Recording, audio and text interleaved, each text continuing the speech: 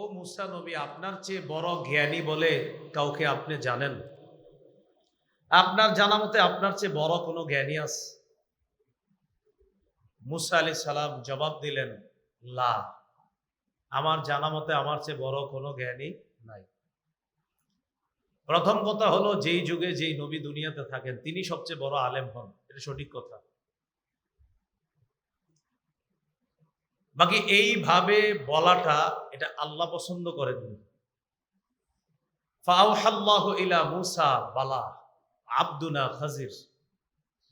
মুসা নবীর প্রতি আল্লাহ ওহী নাজিল করে বললেন, মুসা, আপনার চেয়ে বড় জ্ঞানী আছে, আমার বান্দা খাজির। এই কথা শোনার পর মুসা নবীর ইচ্ছা জাগলো, আমি সফর করতে হবে, সফর করে খজিরের কাছে যেতে হবে, তার কাছ থেকে বিদ্যা অর্জন করতে হবে। এই কথাটা সূরা কাহফের ৬০ নম্বর আয়াতে আল্লাহ বলেন, ওয়াইদ ক্বালা মুসা লিফাতাহু লা আবরাহু হাত্তা আবলুগা মাজমাআল বাহরাইন আও আমদিয়া হুকুবা। ওই সময়কে স্মরণ করুন যখন মুসা আলাইহিস সালাতু ওয়াস সালাম তার খাদেমকে বললেন, তার সাথে থাকা যুবককে বললেন, ইউশা ইবনে নুনকে বললেন, লা আবরাহু, আমি চলতে থাকব, হাত্তা আবলুগা মাজমা আল বাহরাইন, দুই সমুদ্রের মিলনস্থলে পৌঁছার আগ পর্যন্ত আমি চলতেই থাকব, আও আমদিয়া হুকুবা, অথবা লম্বা একটা সময় কাটিয়ে দিব, যুগের পর যুগ চলতে থাকব, যতক্ষণ খজিরকে না পাবো আমি চলতেই থাকব, তাকে পেতে হবে, তার কাছ থেকে আমার বিদ্যা নিতে হবে। তাহলে এলেম অর্জনের জন্য সফর করা দামি কাজ। এইখানে আপনারা সফর করে এসেছেন। ইবনে মাজা হাদিসের কিতাব ২২৩ নম্বর হাদিস, ইবনে মাজার মুকদ্দিমার মধ্যে হাদিসটা আসছে, বাবু ফাদলুল উলামা, আলেমদের মর্যাদা, ওয়াল হাত্তু আলা তালাবিল ইলম, এলেম অর্জনের ব্যাপারে উৎসাহিত করা, এই শিরোনামে ইবনে মাজা হাদিস এনেছেন। এক ব্যক্তির নাম মনে রাখবেন, কাসীর ইবনে কাইস। তিনি বলেন, কুনতু জালিসান ইনদা আবি দারদা ফি মসজিদি দিমাশক। আমি দামেস্কের মসজিদে নবীর সাহাবী আবু দারদা রাদিয়াল্লাহু তাআলা আনহুর কাছে বসা ছিলাম। ফাতাহু রাজুলুন, এক ব্যক্তি তার কাছে আসছে। কার কাছে? আবু দারদা। আসার পর আবু দারদাকে বললেন, আতাইতুকা মিনাল মাদিনাতি মিন মাদিনাতি রাসূলিল্লাহি সাল্লাল্লাহু আলাইহি সাল্লাম।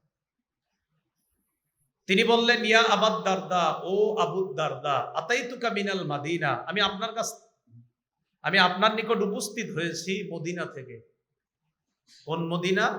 মদিনাতি রাসূলিল্লাহ সাল্লাল্লাহু আলাইহি সাল্লাম, আল্লাহ রাসূল সাল্লাল্লাহু আলাইহি সাল্লামের শহর, বিখ্যাত শহর যেটা পৃথিবীতে মদিনা নামে প্রসিদ্ধ, এই মদিনা মুনাওয়ারা থেকে আপনার কাছে আসছে।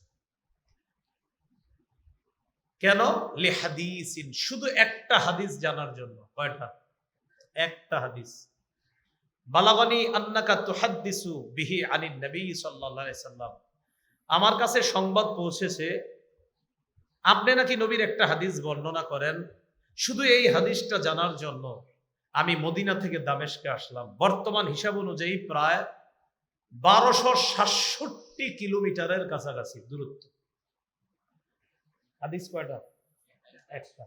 শুধু এতটুকু মানে হাদিস উনি জানে, শুধু এতটুকু জানার জন্য আমি শুনছি হাদিসটা নাকি আপনি বর্ণনা করেন, শুধু এটা যাচাই করার জন্য যে আসলে এই হাদিসটা আপনি বলছেন কিনা নবীর থেকে, বাস এতটুকু।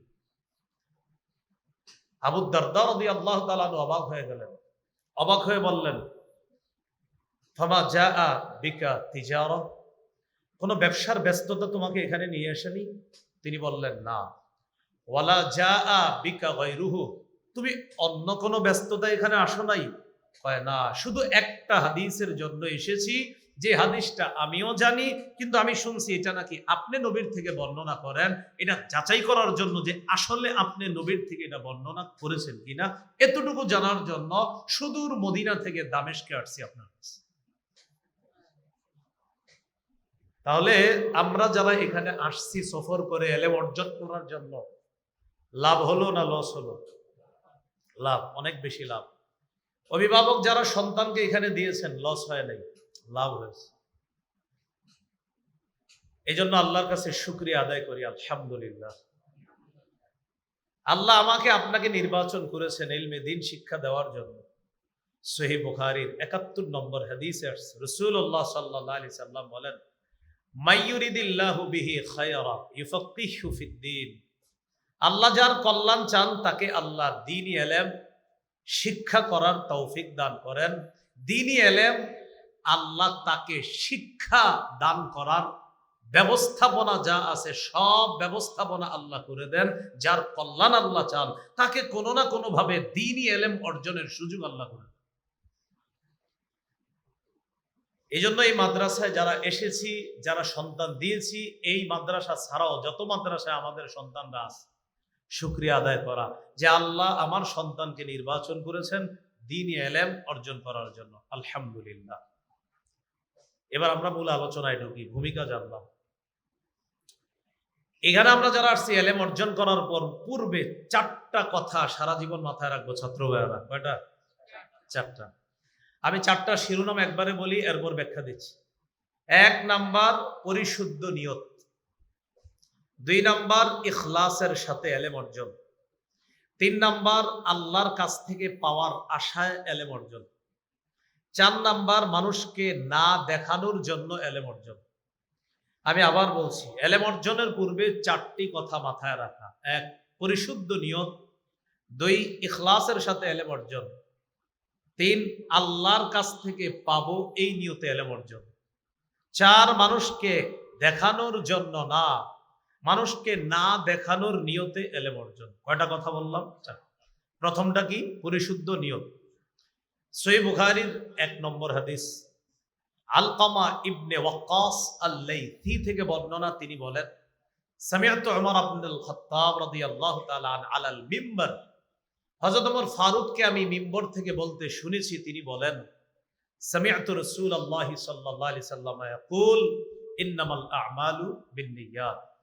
আমি আল্লাহ রাসূল সাল্লাল্লাহু আলাইহি সাল্লামকে বলতে শুনেছি, আমলের প্রতিদান বিন্নিয়াত, বিশুদ্ধ নিয়তের সাথে, ওয়া ইন্নামা লিকুল্লি ইমরিইম মা নাওয়া, প্রত্যেকটা মানুষ তাই পাবে যা সে নিয়ত করবে। তাহলে বলেন তো ইলম অর্জনের পূর্বে কয় কথা মাথায় রাখতে হবে? 4। 1 নাম্বার পরিশুদ্ধ নিয়ত, খুব মন দেওয়া। পরিশুদ্ধ নিয়তের ক্ষেত্রে আবার 4টা নিয়ত বিশেষভাবে করা। প্রথমে 4 কথা, প্রথম নিয়ত, এই নিয়তে আবার 4টা নিয়ত বিশেষভাবে করা, 4 নিয়ত বিশেষভাবে করা। 1 নাম্বার রেজায়ে এলাহির নিয়ত করা, আমি ইলম অর্জন করতেছি আল্লাহকে খুশি করার জন্য, এই নিয়ত করা। আমি আবার সুন্দরভাবে বলছি, ইলম অর্জনের পূর্বে 4টা কথা মাথায় রাখা। 1 নাম্বার পরিশুদ্ধ নিয়ত, নিয়ত হতে হবে আবার 4 ধরনের মৌলিকভাবে। 1 আল্লাহকে খুশি করার নিয়ত, নাসাইর বর্ণনা 3140 নম্বর হাদিস। এই হাদিসের মধ্যে আসছে, রাসূলুল্লাহ সাল্লাল্লাহু আলাইহি সাল্লামকে জিজ্ঞাসা করা হলো, আরাআইতা রাজুলান গাজা ইয়ালতামিসুল আজরা ওয়া যিকরা মা লাহু, ওগো আল্লাহর নবী, ওই ব্যক্তির ব্যাপারে আপনার কি অভিমত যে ব্যক্তি এই নিয়তে জিহাদ করছে, সওয়াবও পামু নামও কামামু। ওই ব্যক্তির ব্যাপারে আপনার কি অভিমত যে ব্যক্তি জিহাদ করছে এই নিয়তে, সওয়াবও কামাবে নামও কামাবে। নবী বললেন, লা শাই আলাহু, তার কোনো সওয়াব হবে না, লা শাই আলাহু, সে কিছুই পাবে না। আআদাহা সালাসা মাররাত, প্রশ্নকারী প্রশ্নটি 3 বার পুনরাবৃত্তি করলেন। নবীজি 3 বারই বললেন, লা শাই আলাহু, লা শাই আলাহু, সে কিছুই পাবে না।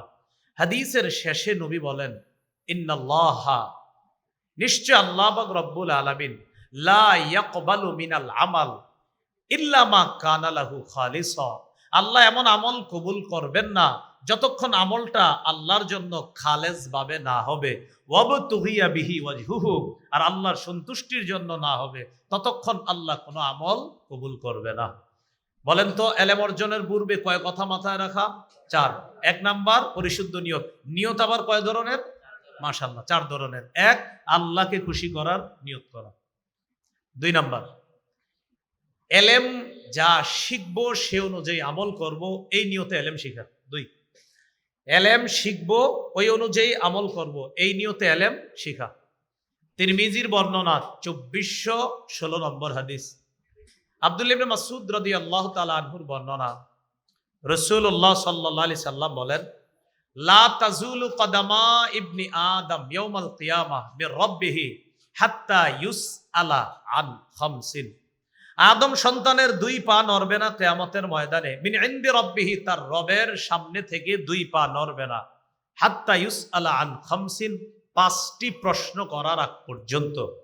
1 নম্বর, আন উমরিহি ফিমা আফনা, জীবন সম্পর্কে প্রশ্ন করা হবে, জীবন কিভাবে কাটিয়েছে। 2, ওয়ান শাবাবিহি ফিমা আবলা, যৌবন সম্পর্কে জিজ্ঞাসা করা হবে, যৌবন কিভাবে বিনাশ করেছে। 3 নাম্বার, ওয়ান মালিহি মিন আইনাক তাসাবা, সম্পদ সম্পর্কে জিজ্ঞাসা করা হবে, সম্পদ কিভাবে কামাই করেছে, কোত্থেকে কামাই করেছে। 4, ওয়াফিমা আনফাক, সম্পদ কোথায় ব্যয় করেছে। 5, ওয়া মাযা আমিলা বিমা আলিমা, যা শিখছে ওই অনুযায়ী আমল করেছে কিনা, এই প্রশ্ন করা হবে 5 নম্বর। তাহলে 2 নম্বর নিয়ত কি, আমি যা শিখবো ওই অনুযায়ী আমল করব। 3 নম্বর নিয়ত, এটা একটু আমরা সবাই বলি, যদি আল্লাহ আমাকে তৌফিক দান করে, আমি আমার এই বিদ্যা সারা পৃথিবীতে ছড়িয়ে দেওয়ার চেষ্টা করব, এই নিয়তে এলেম শিখা। 3 নম্বর। সহিহ বুখারীর 105 নম্বর হাদিস, সাহাবীদের উদ্দেশ্যে নবী ভাষণ দিলেন, ভাষণ দিয়ে শেষে বললেন, আলা ফাল্যুবাল্লিগিশ শাহিদুল গায়বা, উপস্থিত যারা আছো তোমরা আমার এই কথাগুলা অনুপস্থিতদের কাছে তোমরা জানায়া দিবা। ছাত্র ভাই যারা আছে আমাদের সবার নিয়ত থাকবে, আমি এখান থেকে যা শিখবো সারা পৃথিবীতে আমি এটা ছড়িয়ে দিব ইনশাআল্লাহ।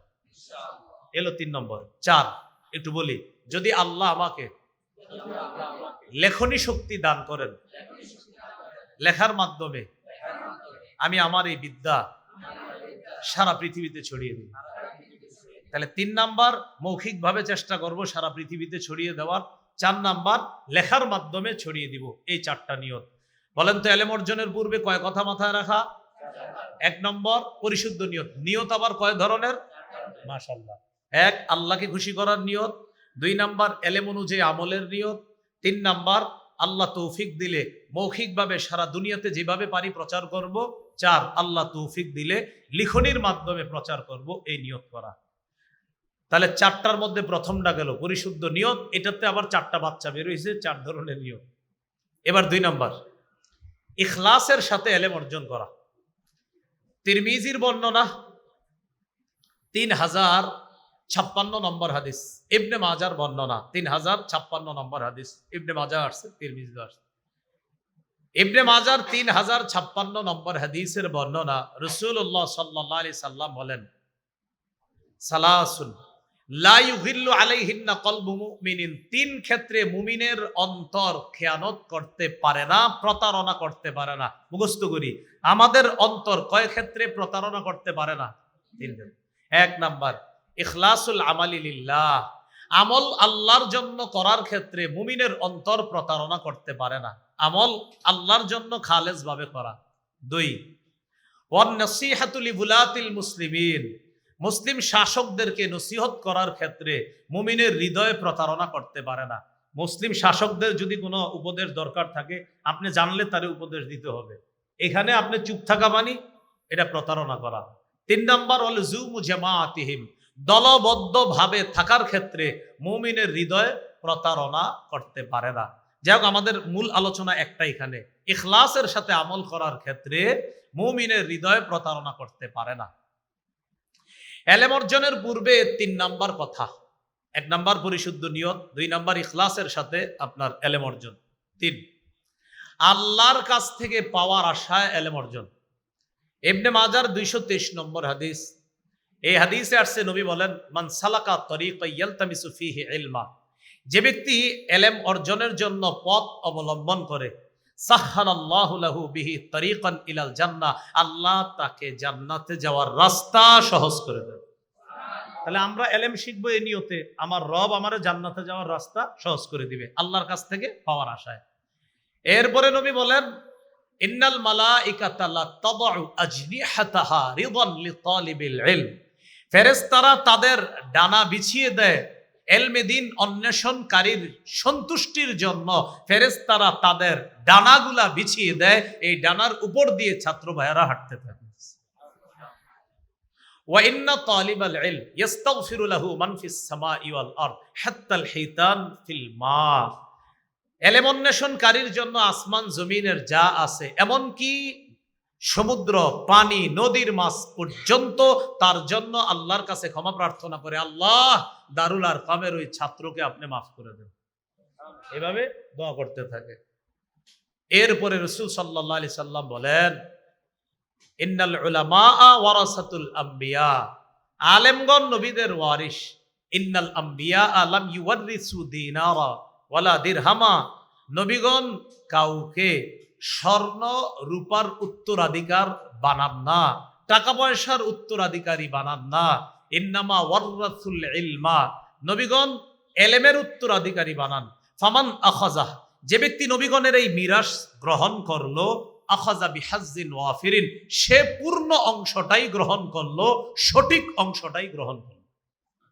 তাহলে নবীদের মিরাস কি? স্বর্ণ রূপা না এলেম? আমি মাঝে মাঝে এই জায়গায় চিন্তা করি যে এটা কত বড় কথা। নবীদের মিরাস এই মাদ্রাসার ছাত্ররা নিতেছে, এটা কত বড় দামি কথা। ছাত্র মাদ্রাসা যারা পড়ে নবীর মিরাস নিতেছে, মানে এটা কত বড় দাম। এটা তো আপনার সবার কাছে পায়ে ধরে ধরে বোঝানো দরকার যে ভাই কোরআন সুন্নাহ শিখা মানে নবীর মিরাস নেওয়া, যে এটা কত বড় দামি কথা, নবীদের মিরাস নেওয়া। আসলে এই দামটা আমরা সব জায়গায় এখনো বুঝাইতে পারতেছি না যে নবীদের মিরাস মানে কি। মাদ্রাসার ছাত্ররা এই মিরাস